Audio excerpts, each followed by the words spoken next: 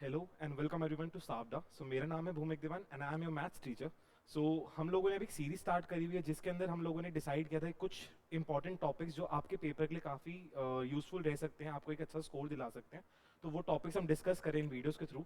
तो हम लोगों ने लास्ट क्लासेस में जो है अरिथमेटिक के टॉपिक्स डिस्कस किए थे। आज मैं एडवांस का टॉपिक उठाऊंगा जो कि आपके लिए सीडीएस के एग्जाम के लिए इंपॉर्टेंट होगा, जो कि एफकेट में नहीं आता ज़्यादा, बट सीडीएस के लिए आपके लिए काफ़ी इंपॉर्टेंट रहेगा। मेंसुरेशन नाम का एक चैप्टर होता है जिसके काफी ज्यादा क्वेश्चंस आते हैं आपके पेपर में, कम से कम नाना करते हुए 2D और 3D मिला के एटलीस्ट 16 to 18 क्वेश्चंस रहते ही रहते हैं। तो ये काफी इंपॉर्टेंट टॉपिक है, हमें अच्छे से करना है। बट अभी तो सारा नहीं हो पाएगा, सो हम इस टॉपिक में एक ऐसा इंपॉर्टेंट टाइप डिस्कस करेंगे मेंसुरेशन का जो कि आपके पेपर में जरूर देखने को मिलता है। एक टाइप होती है मेल्टिंग करके। मेल्टिंग का मतलब क्या होता है कि आपके पास एक 3 डायमेंशनल शेप है जिसको आपने मेल्ट करके कोई एक नई शेप बना दी है। तो इस तरीके से आपको बोला जाएगा, ठीक है।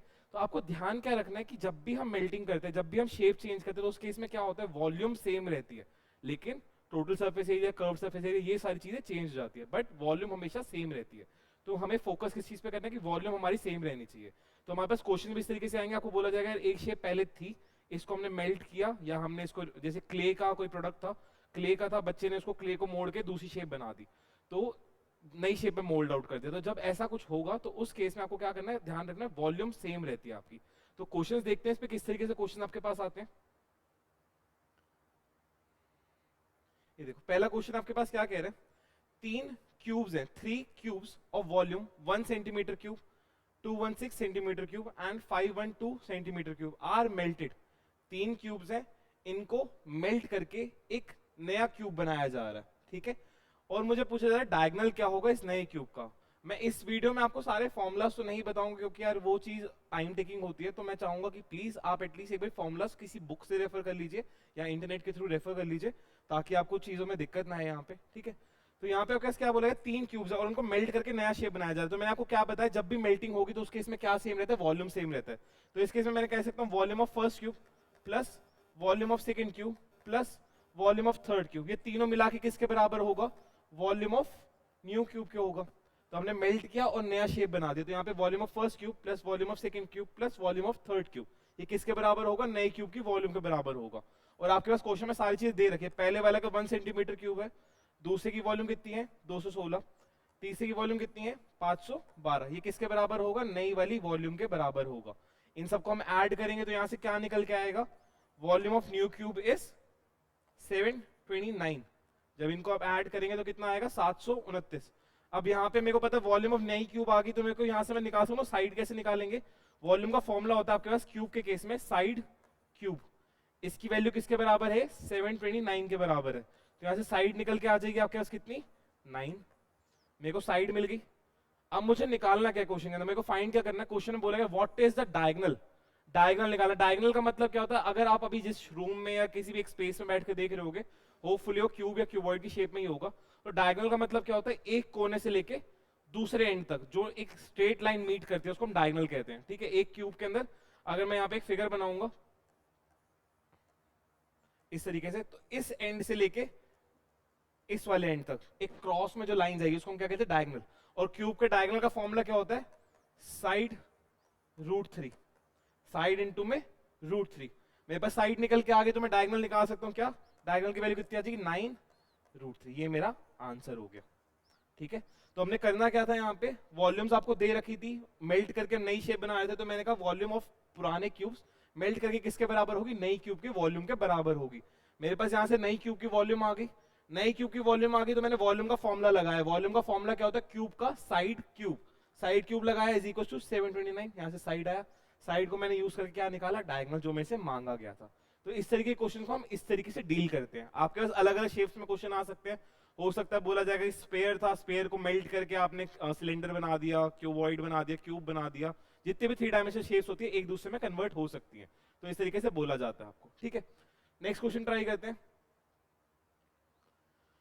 इसमें भी सेम तरीके से बोला गया, बट इस केस में क्या है, आपके पास साइड्स दे रखी है, वॉल्यूम नहीं दे रखी। लास्ट क्वेश्चन में क्या वॉल्यूम दे रखी थी, यहाँ पे क्या बोला गया, if 4 cubes of sides 1 centimetre 5 centimetre 6 centimetre and 1 centimetre, ये 4 क्यूब्स हैं और हर किसी की अलग अलग साइड है। एक क्यूब की साइड 1 सेंटीमीटर है, दूसरे की साइड 5 है, तीसरे की साइड 6 है, चौथे की साइड फिर से 1 है।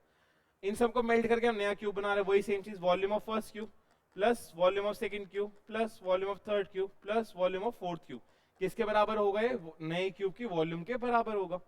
ठीक है, अब यहाँ पे क्या दे रखा है? साइड दे रखी है। साइड दे रखा है तो मेरे पास, मैं आपको फिर से बता दूं, क्यूब के केस में वॉल्यूम क्या होती है? Side cube. ये फॉर्मूला होता है क्यूब के केस में। तो बस यहाँ पे क्या है आपके पास? 1 दे रखा है तो मैंने लिखा 1 का क्यूब। 5 का क्यूब हो गया आपके पास 125, या फिर मैं डायरेक्टली भी पहले नहीं पुट करता वैल्यू। यहाँ पे 5 का क्यूब, फिर 6 का क्यूब, फिर 1 का क्यूब। किसके बराबर होगा? नए वाले क्यूब की वॉल्यूम के बराबर होगा। 1 का क्यूब 1 होता है, 5 का क्यूब 125 होता है, 6 का क्यूब 216 होता है, और इसका क्यूब फिर से 1 होता है। ठीक है, इनको हम ऐड करेंगे तो यहां से निकल के आएगा आपके नई क्यूब की वॉल्यूम, जिनको ऐड करोगे आपके पास आ जाएगा 343। तो नई क्यूब की वॉल्यूम मिल गई। नई क्यूब की वॉल्यूम मिल गई तो साइड भी निकाल सकता हूं मैं, क्योंकि वॉल्यूम का फॉर्मूला क्या होता है? Side cube. मैंने वॉल्यूम की जगह पे क्या लिख दिया? Side cube. किसके बराबर है ये? 343। तो साइड यहाँ पे रखा मैंने। 343 पे क्या चला जाएगा? यहाँ पे क्यूब रूट कहते हैं इसको। जब पावर यहाँ पे 3 है तो वहां पे जाके पावर 1/3 हो जाएगी, जिसको हम कहते हैं क्यूब रूट। ये क्यूब रूट हो गया। क्यूब रूट निकलेगा यहाँ से कितना? 7। तो साइड की वैल्यू कितनी मिल गई मेरे को? 7। यानी जो नया क्यूब बना है मेरे पास, उसकी साइड कितनी है? 7 सेंटीमीटर, या जो भी यूनिट आपको दे रखी है ना। अब आगे क्या बोला जा रहा है? Find the total surface area of the new cube form. जो नया क्यूब बना है उसका टोटल सरफेस एरिया कितना होगा? तो टोटल सरफेस एरिया का फॉर्मूला मैं बता देता हूं। यहाँ पे कितना होता है आपके? 6 इंटू में साइड का स्क्वायर। ठीक है, हमारे पास कैसे निकालते हैं फॉर्मूला? आपके पास, अगर आप इमेजिन करोगे क्यूब के अंदर बैठे हुए हो, या एक क्यूब अगर आप देखोगे कभी, तो उसके पास 6 फेसेस होते हैं, और एक फेस पे उसका लेंथ भी सेम है, विड्थ भी सेम है। ए है, ये भी ए है, या साइड इंटू साइड कह सकता हूँ। तो एक फेस का एरिया कितना आ गया? ए स्क्वायर। तो 6 फेस है तो 6 फेस का एरिया कितना हो जाएगा? 6 ए स्क्वायर है, 6 साइड स्क्वायर। तो मेरे को फॉर्मूला है, मैंने वैल्यू पुट करी यहाँ पे, तो ये आ गया आपके पास 6 इंटू में 49, जो कि आपके पास निकल के आएगा 294। ये मेरा आंसर हो गया। तो जब भी ऐसे केसेस आपके पास आएंगे तो आपने क्या करना है? वही सेम चीज, वॉल्यूम अगर मेल्ट हो रही है तो वॉल्यूम सेम रहता है। कोई भी चीज मेल्ट होगी तो उसकी वॉल्यूम हमेशा सेम रहती है, बाकी सब चीजें चेंज हो जाती है। तो वॉल्यूम को सेम रखना है, बाकी ऑटोमेटिकली आंसर आ जाएगा आपके पास। ठीक है, अब देखो इसमें दूसरी शेप बोल दी है। इसमें क्या बोला जा रहा है? Right circular cone. एक right circular cone. Right circular cone क्या होता है? कोन इस तरीके की शेप होती है आपके पास। ठीक है, आगे क्या बोल रहे हैं उसके ना? 3.6 मीटर हाई, इसकी हाइट दे रखे कितना? 3.6 centimetre. Radius of its base is, base का रेडियस दे रखा है कितना? 1.6 centimetre. It is melted and recasted into right circular cone with radius of its base as 1.2 centimetre. इसको मेल्ट करके एक और कोन बना रहे हैं, जिसका बेस का रेडियस कितना है आपके पास? 1.2 सेंटीमीटर। तो मुझे इसकी हाइट निकालनी, मुझे ये बोला जा रहा है कि आपके पास इनिशियली एक ये शेप थी जिसका रेडियस, बेस रेडियस आपका 1.6 था, उसकी हाइट थी 3.6। इसको मेल्ट करके आपने एक नई शेप बनाई जिसके डायमेंशंस आपको दे रखे हैं। ठीक है, अब आपने वही सेम चीज, मेल्ट हुआ है, शेप चेंज हुई है, वॉल्यूम चेंज नहीं होगी, तो बस आपने क्या करना है? वॉल्यूम, यानी वॉल्यूम ऑफ जो ओल्ड वाली थी वो किसके बराबर होगी? नई वाली वॉल्यूम के बराबर होगी। यानी जो पुराना कोन था उसकी वॉल्यूम नई वाले कोन की वॉल्यूम के बराबर होगा। वॉल्यूम का फॉर्मूला होता है आपके पास 1/3, वॉल्यूम ऑफ कोन का formula 1/3 pi r square h. आर आपके पास यहाँ पे रेडियस होगा, एच आपके पास हाइट होगी। तो बस मैंने पुट किया यहाँ पे 1/3 पाई, यहाँ पे मैं R1 से कर लेता हूँ, R1 स्क्वायर H1 1/3 पाई R2 स्क्वायर H2। 1/3 पाई से 1/3 पाई कट गया। इसमें रेडियस कितना था? 1.6, तो मैंने लिख दिया 1.6 का स्क्वायर। हाइट कितनी है? 3.6 इज इक्वल टू में इस वाले में रेडियस कितना है? 1.2 का स्क्वायर इनटू में हाइट कितनी है। यहाँ से इसको सॉल्व कर लेना, मैं यहाँ पे सिंप्लीफाई नहीं कर रहा हूँ, आपके पास डायरेक्टली मैं आंसर लिख के बता रहा हूँ कितना आएगा। 1.6 का स्क्वायर इनटू में 3.6 डिवाइड बाय 1.2 का स्क्वायर। इसको सिंप्लीफाई करते रहना, आ जाएगा आंसर। ठीक है, पॉइंट्स वगैरह हटा के देखना, अपने आप कट जाएंगी कुछ ना कुछ चीजें। ठीक है, तो जब भी ऐसे क्वेश्चन आपके पास आते हैं तो आपने किस तरीके से डील करना है? मेल्टिंग हो रही है तो बस वॉल्यूम चेंज नहीं होगी, बाकी सब चेंज हो सकता है, वॉल्यूम सेम रहती है आपके पास। तो शेप चेंज हो, कुछ भी चेंज हो, वॉल्यूम हमेशा सेम रहती है। तो बस वॉल्यूम को इक्वेट कर दो, पुरानी शेप की वॉल्यूम इज इक्वल टू में नई शेप की वॉल्यूम, दैट्स इट। ठीक है, अब यहाँ पे क्या बोला जा रहा है? 2 स्पेयर्स हैं। स्पेयर का मतलब बॉल है ना, जैसे आप कभी क्रिकेट खेलते हो, क्रिकेट के अंदर बॉल होती है, वो क्या शेप होती है? स्पेयर की शेप होती है। तो स्पेयर बोल रहे हैं 2 स्पेयर्स हैं, दोनों का डायमीटर दे रखा है। डायमीटर क्या होता है? पूरा, है ना, मतलब एक सर्कल है, अगर सेंटर से मैं एक एंड को टच करूंगा इसको रेडियस कहते हैं, और अगर इस सर्कल के सेंटर से एक लाइन पूरी पास होगी जो दोनों एंड्स को मीट करेगी, सर्कमफ्रेंस में 2 जगह पे टच करेगा, तो उसको हम क्या कहते हैं? डायमीटर कहते हैं। Diameter basically twice of radius हो जाता है, ठीक है। तो यहाँ पे क्या बोला जाता है, दो स्पेस है, दोनों का डायमीटर 10 मीटर है, इनको मेल्ट करके रिकास्ट किया जा रहा है कोन के अंदर with height equal to radius of its base. यहाँ पे बेसिकली बोल कर रहा है दो स्पेयर्स हैं, एक स्पेयर दूसरा स्पेयर, दोनों को मेल्ट करके, दोनों के मतलब वॉल्यूम्स को ऐड अप करके एक कोन की शेप बनाई जा रही है, ये बनाया जा रहा है। ये दो स्पेयर थे, इनको मेल्ट करके एक नई शेप बनाई जाएगी। तो मैं देख रहा हूँ, मेरे को क्या क्या दे रखा है, इसका डायमीटर देखा तो रेडियस 5 हो गया, इसका भी 5 हो गया क्योंकि दोनों इक्वल है, और हाइट दे रखी है इसकी आपके पास, कोन की कितनी है हाइट आपके पास, अच्छा हाइट और रेडियस आपके पास सेम दे दिया, ओके। तो ये रेडियस है, ये हाइट है, और बोला जा रहा है रेडियस और हाइट दोनों सेम है इसमें, और मुझे निकालना क्या, हाइट ऑफ द कोन निकालना है, कोई दिक्कत नहीं। समझ आ गया क्वेश्चन में आपको क्या दे रखा है, दो स्पेयर्स है, मेल्ट करके एक नई शेप बनाई जा रही है, वो शेप क्या है, कोन की। मैंने अभी बताया मेल्टिंग होगी तो क्या सेम रहेगा, वॉल्यूम।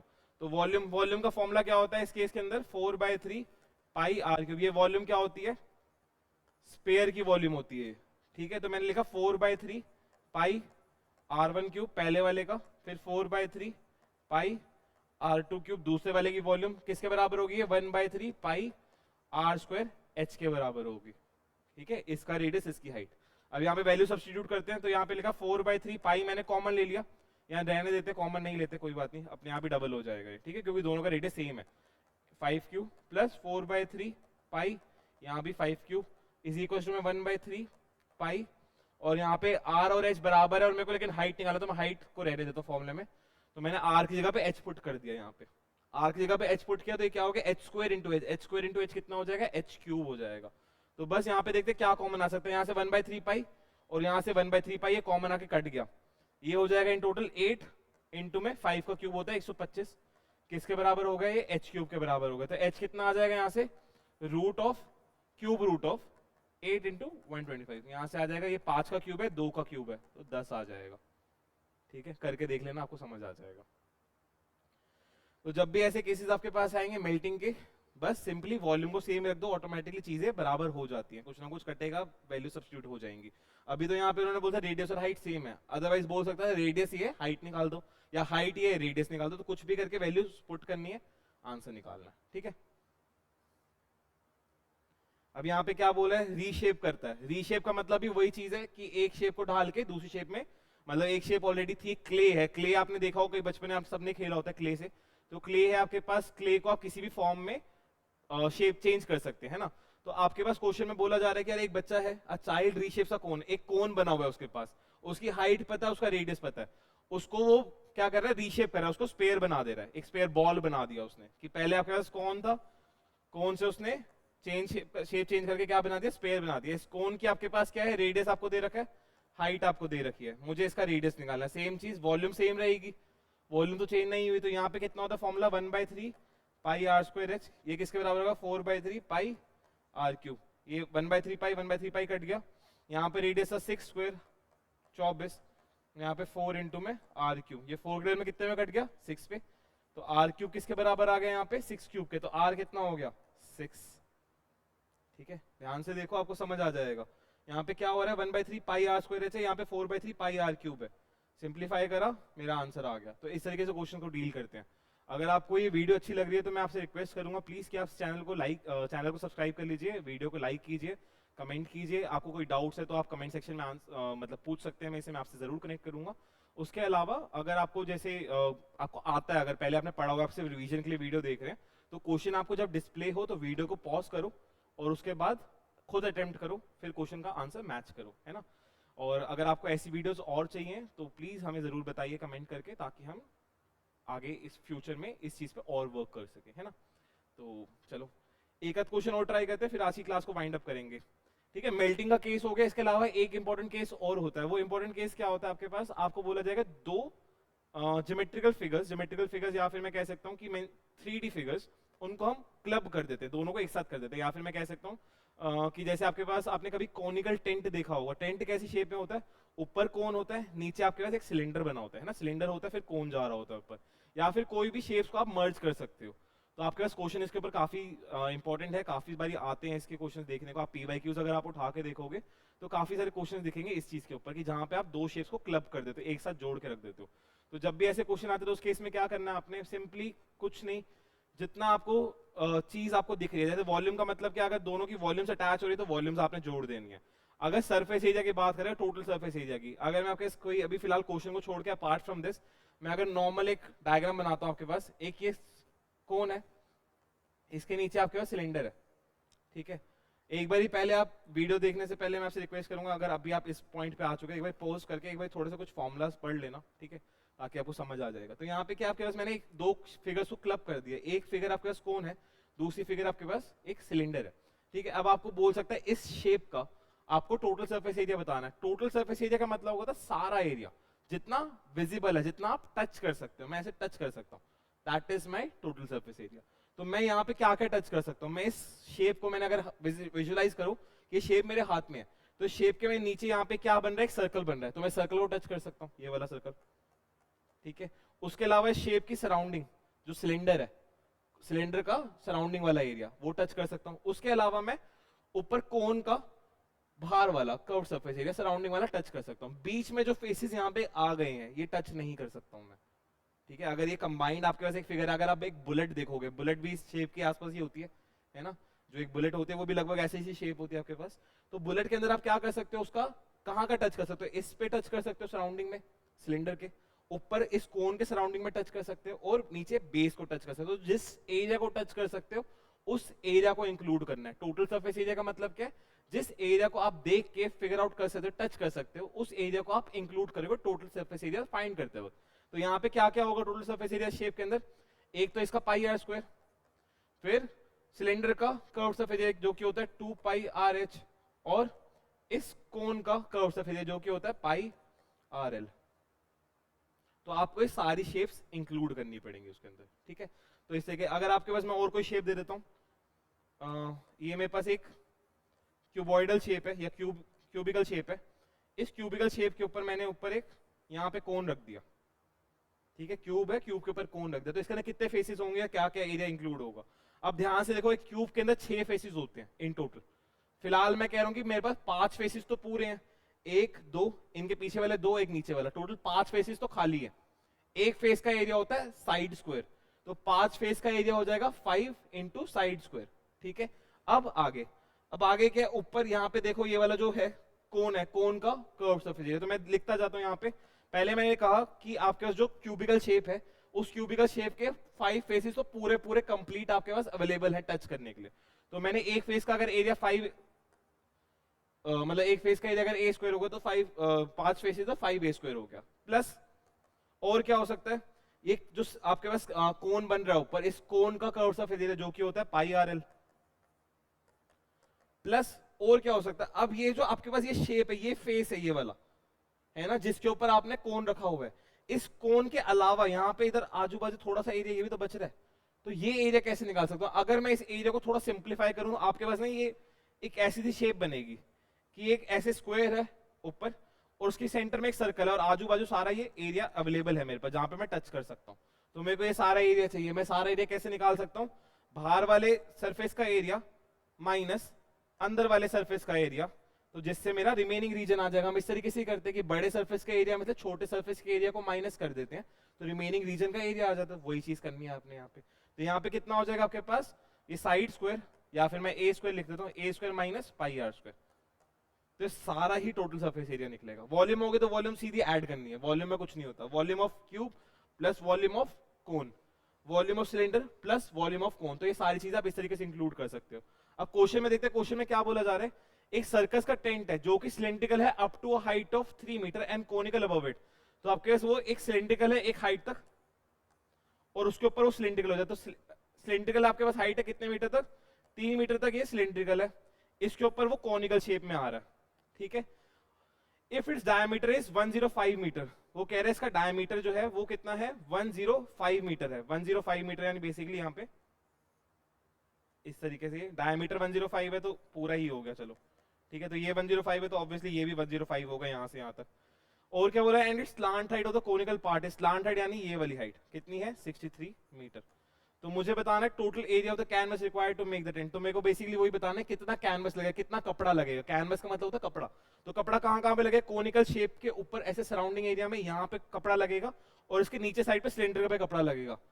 आप अगर कभी किसी कॉनिकल टेंट में कभी गए होगे तो आपने देखा होगा जमीन पे कपड़ा नहीं होता और बीच में भी कपड़ा नहीं होता, आपको कोन ऊपर बनता हुआ दिख रहा होता है। तो आपको क्या क्या ध्यान रखना है, उस कोन में कपड़ा लगेगा, उसके अलावा आजू बाजू सिलेंडर है उसमें कपड़ा लगेगा। तो बस यहाँ पे फॉर्मूला क्या बन जाएगा, मेरे को कहाँ का कपड़ा लगाना है, यहाँ पे साइड पे, तो यहाँ पे हो गया आपके पास 2πRH प्लस इसमें कहाँ पे लगेगा, सिर्फ सराउंडिंग में πRL, ऊपर ऊपर, नीचे जमीन पे कपड़ा नहीं लगेगा क्योंकि कोनिकल टेंट है, वो टेंट बोल दिया गया। अगर बुलेट बोलता तो बुलेट में ये सरफेस भी इंक्लूड होता क्योंकि बुलेट पीछे से बंद होती है, लेकिन कोनिकल टेंट में जमीन पे कपड़ा नहीं होता। तो बस और कुछ नहीं है, बस यहाँ पे वैल्यूज पुट कर दो। 2π रेडियस हो जाएगा आपके पास 105/2, हाइट आपके पास दे रखी है 3 प्लस पाई रेडियस फिर से वही सेम चीज 105/2 और स्लांट रेड इस केस में दे दिए 63। इसको सिंप्लीफाई करो आपका आंसर आ जाएगा। तो ऐसे केसेस आपके पास आते हैं, ठीक है। तो आपको ध्यान रखना है ऐसे क्वेश्चन अगर आपके पास आएंगे, आपके मेन 2 केसेस हैं जो आपको ध्यान रखने हैं। पहला केस आपके पास है जिसमें आपके मेल्टिंग का बोला जाएगा, मेल्टिंग अगर होगा तो वॉल्यूम की बात कर रहा है। दूसरा केस क्या होगा आपके पास कि किसी 2 फिगर्स को क्लब कर देते हैं एक साथ में, क्लब किया जाएगा तो टोटल सरफेस एरिया मांगा जाता है। टोटल सरफेस एरिया क्या होता है मैं दोबारा बता रहा हूँ, जिस फेस को आप हाथ लगा के टच कर सकते हो वो टोटल सरफेस एरिया में काउंट किया जाएगा। अगर मेरे पास यहाँ पे कोई ये चीज है, अगर मेरे पास हाथ में पेन है, ये पेन वैसे तो मैं आपको दिखा दूं तो एक प्रिज्म सी शेप बनती है यहाँ पे, ठीक है। तो मैं किस किस एरिया को टच कर सकता हूँ, इस फेस को टच कर सकता हूँ, इसको टच कर सकता हूँ, इसको टच कर सकता हूँ, तो ये तीनों इंक्लूड होंगे। अब यहाँ पे नीचे टिप वगैरह इंक्लूड हो गया। अब इसके बीच वाला कोई एरिया नहीं होगा, पेन के बीच में कोई एरिया नहीं होगा क्योंकि वहां पे क्या आ जाता है, रिफिल जाती है, तो यहाँ पे वो एरिया इंक्लूड नहीं होगा। तो आपको ध्यान क्या क्या रखना है कि जब भी फेसेस क्लब किए जाते हैं, चीजें क्लब की जाती है, तो बीच में जो कॉमन ओवरलैपिंग एरिया होता है ना वो काउंट में नहीं आता, उसको भूल जाओ, उसके अलावा बाकी सारे एरिया काउंट कर लो। तो जिसको टच कर सकते हो वो काउंट होगा। तो यही सारा मतलब आज की वीडियो के लिए इतना ही रखते हैं, जो कि इंपॉर्टेंट चीजें हैं मैंने आपको बता दी ऑलरेडी। तो अगर आपको सेशन अच्छा लगा हो प्लीज लाइक कीजिए, और अगर आप इस चैनल में नए हैं तो प्लीज हमारे सावडा के चैनल को सब्सक्राइब कीजिए और बेल आइकन को जरूर दबाइए ताकि आपको नोटिफिकेशन मिलती रहे, ठीक है। तो bye bye guys, take care, जय हिंद, नेक्स्ट वीडियो में मिलते हैं।